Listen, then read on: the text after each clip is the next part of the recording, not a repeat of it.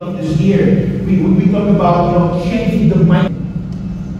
And the way we think will change if we learn the principles of God's words. That's why for the last several weeks we've gone through the 10 commandments that talks about the 10 principles of relationships.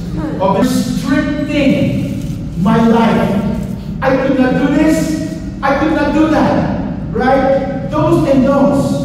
But many people didn't realize that God gave us these commandments not to restrict our freedom, but to protect our freedom. God has given us these principles so that we could protect our relationships, our relationship with God and one another.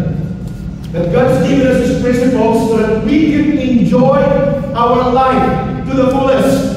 Amen. Our God is not a kind of God.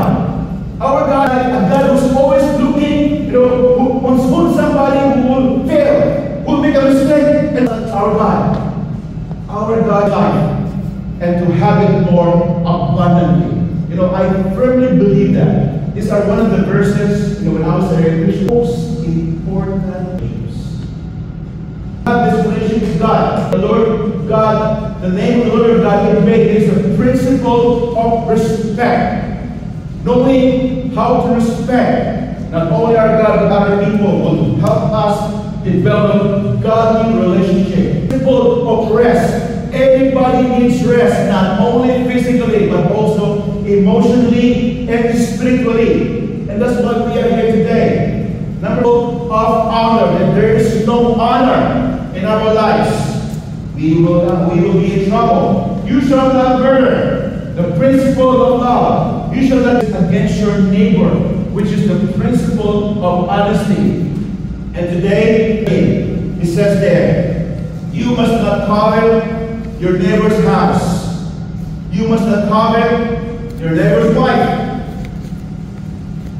Male or female servants, ox or donkeys, or anything else that belongs to your neighbor.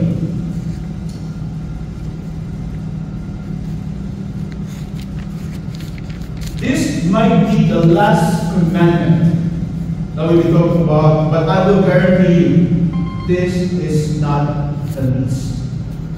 In fact, as we will see later on, if this principle is not lived on, it will cause us to break or violate the rest of the commandments.